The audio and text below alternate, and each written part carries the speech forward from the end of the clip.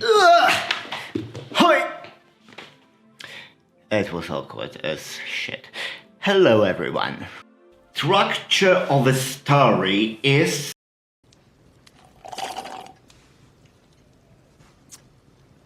Gentlemen, you have my curiosity. extremely important in order to get more views. But now you have my attention. On that, in order not to lose that attention, let's start with a bit of story. Okay. If you don't want to be educated, well, that's your choice. So let's get down to business. I'm Paul and this is the second episode of the Storyteller Tales story structure. So yeah, in cinematography and especially on YouTube, you have to constantly keep the viewers occupied and interested, because if you don't, the viewer will simply switch off your video and you'll lose that precious little numbers based on which YouTube decides whether or not to suggest your video to another viewer. So what can we do to prevent that from happening? Well, firstly, we need an intriguing first scene. However, that's a subject for another video. So after that, we have two major strategies to keep the viewers occupied. So the strategies are based on the length of your story. So first one is designed for short little stories between 1 to, let's say, 5 minutes. Here, as always, you want to start with something intriguing, surprising or interesting to, well, get those attention, and after that you give some time of relief for audience to, well, settle down, to give them some exposition, and after that you start to build the tension until the very end, when you, well, end your video with the punchline or, well, end at the culmination point. It can be shown on graph, it will look like that, but I believe that you're much more interested in the strategy for longer films. So, well, I don't want to waste your time, let's get down to business. So the second strategy is much more common and is designed for longer videos lasting anywhere between 10 to 90 minutes, and especially for full-size movies. In those, your graph will look like that, and well, the principle says that you want 2 culmination points. You probably have seen it yourself, or at least had heard some movie critics talk about it. But wait, I haven't explained it yet. So, you start with some exciting, or at least surprising first scene, then you let the audience rest for a while, and finally you start to increase the tension. By the end of the first act, you want to build the first culmination point, and then once again you give your audience some time of relief.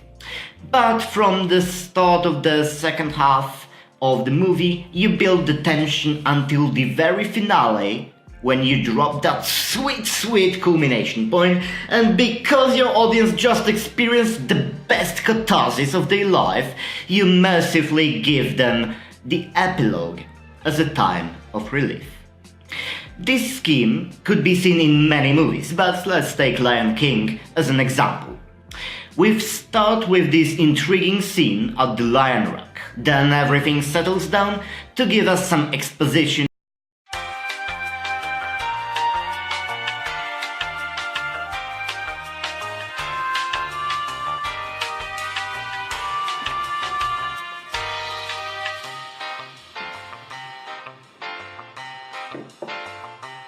And to let us know the dramatis personae. Then we see a sudden growth of tension and finally the first culmination point, the death of Mufasa.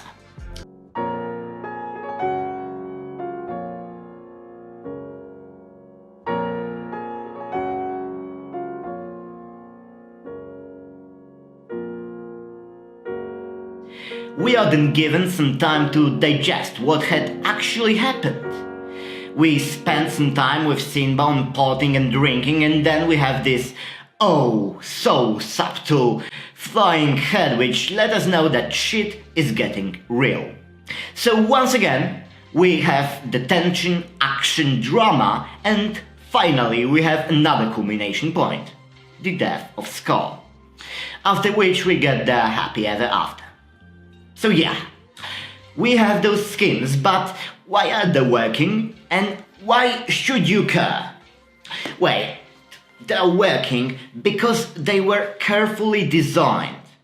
You may be wondering why we don't increase the tension throughout the entire movie.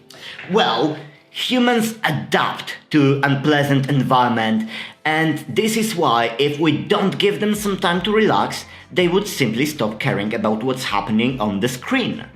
So basically, too much tension can destroy the whole tension and dramaturgy even.